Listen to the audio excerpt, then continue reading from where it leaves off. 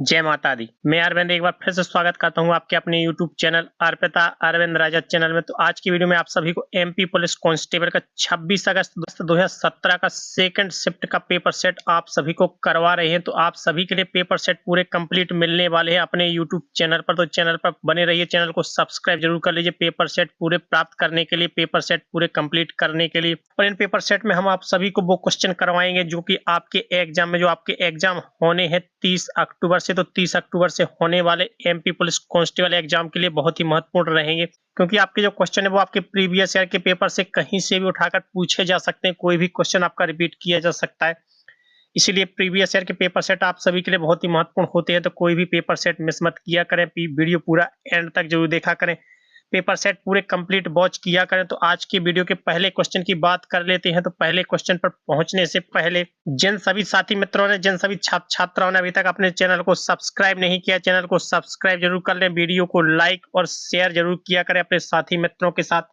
जो तैयारी कर रहे हैं एमपी पुलिस कांस्टेबल के लिए। तो उन सभी के साथ अपने वीडियो को शेयर जरूर कर दिया करें। तो आइए दोस्तों वीडियो में आगे बढ़ते हैं और बात करते हैं आज के वीडियो के पहले क्वेश्चन की। तो बढ़ते हैं वीडियो में आगे पहुंचते हैं आज की वीडियो के पहले क्वेश्चन की। तो पहले क्वेश्चन पर पहुंचते हैं। पहले क्वेश्चन में आप सभी से पूछा गया है, तो पहले क्वेश्चन में आप सभी से पूछा गया कि नसीर अमीनुद्दीन डागर एक विख्यात थे। तो जो नसीम अमीनुद्दीन डागर थे वो विख्यात थे, वो किसके लिए विख्यात थे? तो वो थे ध्रुपद गायन। ध्रुपद गायन क्या होगा इसका सही आंसर? तो जैसा कि हमने आप सभी को वीडियो के शुरू में ही बताया है कि क्वेश्चन आंसर आप सभी को बहुत ही अच्छे, बहुत ही इंपॉर्टेंट मिलने वाले हैं, जो कि आपसे आपके एग्जाम में किसी भी शिफ्ट में पूछे जा सकते हैं। जो आपके एमपी पुलिस कांस्टेबल के एग्जाम होने हैं 30 अक्टूबर से, तो आपके जो बचे हुए 25 दिन हैं, 25 दिनों में हम आपके लिए बेहतरीन पेपर सेट लेकर आने वाले हैं। पर डे आपको एक पेपर सेट मिलेगा जिसमें हम आपके लिए बेहतरीन तैयारी करवाएंगे, बेहतरीन मोस्ट इंपोर्टेंट क्वेश्चन लेकर आएंगे। तो सभी क्वेश्चन जरूर देखा करें, कोई भी क्वेश्चन, कोई भी वीडियो मिस मत किया करें, ताकि आपसे यदि इनमें से कोई भी एग्जाम में क्वेश्चन पूछे जाते हैं तो आप बिल्कुल सही सही आंसर करें, कोई भी क्वेश्चन का गलत जवाब ना करें। अगले क्वेश्चन की जानकारी देते हैं। निम्नलिखित में से भारत के किस शहर में प्रथम मेट्रो रेल का परिचालन किया गया था? तो वो किया गया था कोलकाता में। तो कोलकाता होगा इसका सही आंसर। अगले क्वेश्चन पर पहुंचते हैं, अगले क्वेश्चन की जानकारी देते हैं। तो अगले क्वेश्चन में पूछा गया देश भर में परिवार न्यायालय की स्थापना के लिए किस वर्ष में परिवार न्यायालय अधिनियम बनाया गया था? तो वो बनाया गया था 1984 में। तो 1984 होगा इसका सही जवाब। तो पर डे आपको प्रीवियस ईयर के क्वेश्चन पेपर मिलने वाले हैं। पर डे आपको एक पेपर सेट मिलेगा जिसमें आपके लिए बेहतरीन question answer, most important previous year के क्वेश्चन आंसर मिलेंगे। तो आप सभी लोग पूरा वीडियो जरूर वॉच किया करेंगे। क्वेश्चन की जानकारी देते हैं। सामान्यतः किन्हें आधुनिक हिंदी साहित्य के पिता कहा जाता है? तो वो कहा जाता है भारतेंदु हरिश्चंद्र को। भारतेंदु हरिश्चंद्र होगा इसका सही जवाब। अगले क्वेश्चन पर पहुंचते हैं और अगले क्वेश्चन का डिस्कशन करते हैं। तो अगले क्वेश्चन में पूछा गया कि भारतीय संविधान के जनक के रूप में किसे जाना जाता है? तो वो जाना जाता है भीमराव अम्बेडकर जी को। तो भीमराव अम्बेडकर होगा इसका सही आंसर। अगले क्वेश्चन पर पहुंचते हैं जो कि आपका पूछ लिया गया है कोडिंग डी कोडिंग से। तो कोडिंग डी कोडिंग जो कि आपकी एग्जाम में बहुत ही पूछी जानी है, और जैसे कि हमने आपको प्रत्येक वीडियो में बताते हैं कि रीजनिंग आपकी 30 से 35 नंबर की रीजनिंग आएगी, जिसमें आपकी कोडिंग डी कोडिंग सीरीज वाले क्वेश्चन और आपके कथन निष्कर्ष वाले क्वेश्चन बहुत देखने को मिलेंगे। तो इन्हें आप सभी लोग अच्छे से तैयार करें ताकि आप सभी लोगों की रीजनिंग अच्छे से तैयार हो सके। यदि आप लोग रीजनिंग पर अच्छी कमांड कर लेते हैं और यदि आप लोग हमारे प्रत्येक पेपर सेट देखते हैं, तो प्रत्येक पेपर सेट देखने के बाद आप लोगों की रीजनिंग पर कमांड अच्छी हो जाएगी, जिससे कि आप अपने एग्जाम में बेहतरीन अपने क्वेश्चन आंसर कर सकें, अच्छे से अपने क्वेश्चन सॉल्व कर सके। तो अगले क्वेश्चन में पूछा गया कि यदि बैच को ABSDG कोडेड किया गया है तो फोर सेक को कैसे कोडेड किया जाएगा? तो सबसे पहले देख लेते हैं कि आपको सबसे पहले सीक्वेंस क्या लगा है। तो बी के बाद ए, तो क्या है इसमें माइनस किया गया, -1 किया गया। इसके बाद देखेंगे ए है, ए के बाद यहाँ पे बी है, तो यहाँ पे ए के बाद तुरंत क्या किया गया, प्लस किया गया है, तो 1 प्लस किया गया। तो ऐसे ही इसमें करेंगे। तो एफ के पहले क्या आता है? तो एफ के पहले आता है ई। ओ के बाद क्या आता है? तो ओ के बाद आता है पी। एस के बाद क्या आता है? तो एस के बाद आता है टी। ए के पहले क्या आता है? तो ए के पहले आता है जेड, जेड आएगा। अब के बाद क्या आता है? के बाद एल आएगा। अब ई के पहले क्या आता है? तो ई के पहले डी आएगा। तो आपकी जो कोडिंग बनी है EPQTZD, तो EPQTLZD, तो जे होगा इसका सही आंसर। तो EPQTZLD, तो जे वाला होगा इसका सही आंसर। वीडियो में आगे बढ़ते हैं तो अगले क्वेश्चन की जानकारी देते हैं। तो अगले क्वेश्चन में पूछा गया है, भारत का प्रथम परमाणु ऊर्जा केंद्र कौन सा है? तो काकरापुरा परमाणु ऊर्जा केंद्र, मद्रास परमाणु, राजस्थान परमाणु या फिर तारापुर शक्ति केंद्र। तो जो प्रथम परमाणु केंद्र है वो है तारापुर शक्ति केंद्र परमाणु केंद्र। तो ये होगा इसका सही आंसर। अगले क्वेश्चन का डिस्कशन करते हैं। तो अगले क्वेश्चन में पूछा गया, कुष्ठ रोगियों के मध्य कौन सा भारतीय सामाजिक कार्यकर्ता अपने कार्य के लिए प्रसिद्ध है? तो वो है बाबा आमटे। बाबा आमटे इसका सही जवाब होगा। अगले क्वेश्चन की जानकारी देते हैं। तो अगले क्वेश्चन में पूछा गया है, भारत के किस संघ राज्य क्षेत्र में लिंग अनुपात सबसे कम है? तो भारत के किस राज्य संघ क्षेत्र में लिंग अनुपात सबसे कम है? तो वो है दमन और दीप में। तो दमन और दीप इसका सही जवाब होगा। अगले क्वेश्चन की जानकारी देते हैं। अगले क्वेश्चन का डिस्कशन करते हैं। तो अगले क्वेश्चन में पूछा गया कि निम्नलिखित में से कौन सा आंध्र प्रदेश का शास्त्रीय नृत्य है? तो आंध्र प्रदेश का शास्त्रीय नृत्य कौन सा होता है? तो वो होता है कुचिपुड़ी। कुचिपुड़ी उसका सही जवाब होगा। अगले क्वेश्चन का डिस्कशन करते हैं।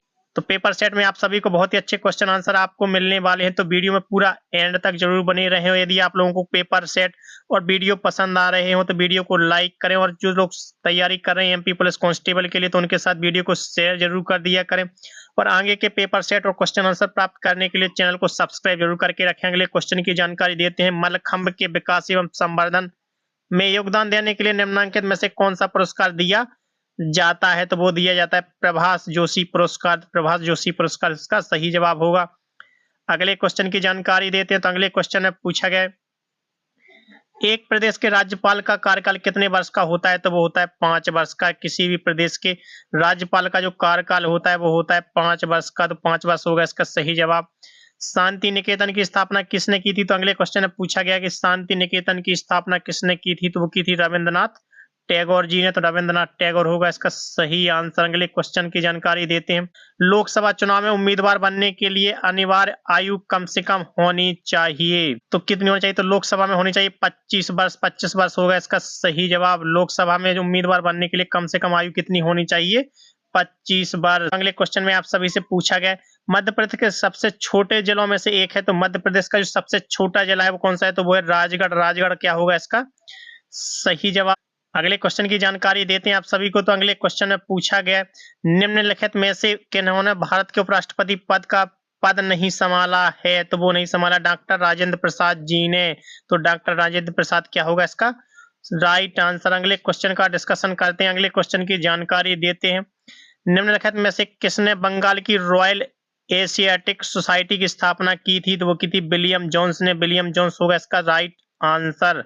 अगले क्वेश्चन की जानकारी देते हैं आप सभी को। तो अगले क्वेश्चन में पूछा गया, भारतीय वायुसेना में एयर मार्शल के पद पर पहुंचने वाली प्रथम भारतीय महिला है? तो एयर मार्शल पर पहुंचने वाली भारतीय प्रथम महिला थी तो वो थी पद्मा बंदोपाध्याय। पद्मा बंदोपाध्याय क्या होगा इसका सही आंसर। और अगले क्वेश्चन की जानकारी आप सभी को देते हैं। तो अगले क्वेश्चन में आपका कथन निष्कर्ष पूछ लिया गया है। तो जैसे कि हमने आपको बताया कथन निष्कर्ष भी आप सभी के बहुत ही पूछे जाते हैं रीजनिंग में, तो कथन निष्कर्ष आपका पूछ लिया गया।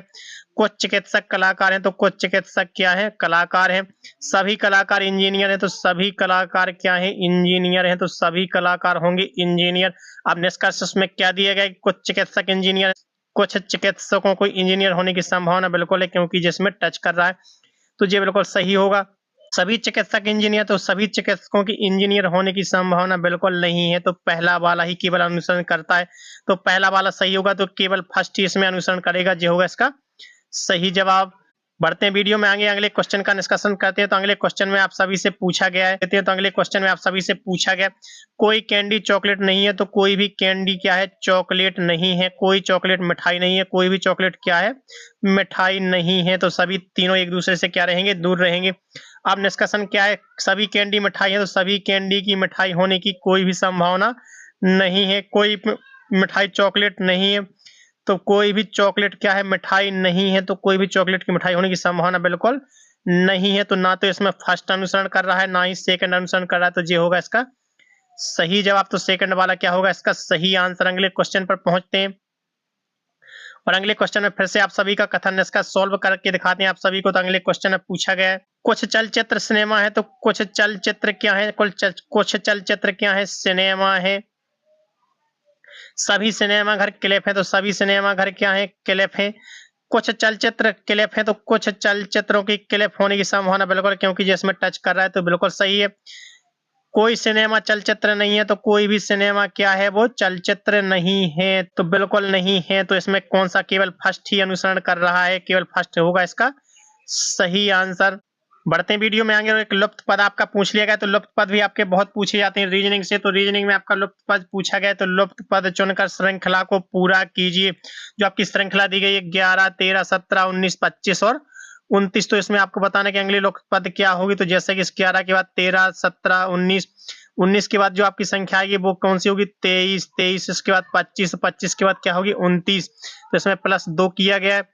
जैसे कि सीक्वेंस देख लेंगे तो 11 में +2 किया गया, तो 13, 13 में +4 किया गया, 17, 17 में प्लस फिर से 2 किया गया, तो 19। अब 19 में फिर से कितना प्लस किया जाएगा, 4 प्लस किया जाएगा, तो 23। तो 23 क्या आएगा यहाँ पे सही आंसर। अब 23 में फिर से 2 प्लस किया जाएगा तो 25, और 25 में फिर से 4 प्लस किया जाएगा तो 29। तो यहाँ पे क्या आएगा, 23, 23 होगा इसका सही जवाब। अगले क्वेश्चन की जानकारी देते हैं तो आप सभी को। तो अगले क्वेश्चन फिर से लुप्त पद पूछ लिया गया है। तो लुप्त पद में पूछा गया कि लुप्त पद चुनकर श्रृंखला को पूरा कीजिए। जो दिए गए 10, 12, 17, 25 और 50। तो 10 में यदि 2 जोड़ेंगे तो 12 होगा, 12 में यदि 5 जोड़ेंगे तो 17 होगा, 17 में यदि 8 जोड़ेंगे तो कितना, 25 होगा। तो यहाँ पे कितना प्लस किया गया, 3 प्लस किया गया। तो यहाँ पे भी 3 प्लस किया जाएगा, तो 8 3 कितने होते हैं, 11। यदि 25 में 11 प्लस करेंगे, 25 में यदि 11 प्लस किए जाए 25 और 11 तो कितने होते हैं, तो 25 और 11 होंगे 36। तो यहाँ पे क्या आना चाहिए, 36, 36 होगा इसका सही आंसर, 36 होगा इसका सही जवाब। अब अगले क्वेश्चन में आपसे फिर से लुप्त पद को पूछा गया कि लुप्त संख्या चुनकर ज्ञात कीजिए। तो जो आपकी लुप्त संख्या दी गई, इसमें संख्याएं दी गई 2, 6, 18 और 54। तो 2 के बाद आपका कितना है, तो 2 में यदि 3 का यदि मल्टीप्लाई करेंगे तो 6 आएगा, 6 में यदि 3 का मल्टीप्लाई करेंगे तो 18 आएगा। इसी प्रकार 18 में यदि 3 का मल्टीप्लाई करेंगे तो 54 आएगा।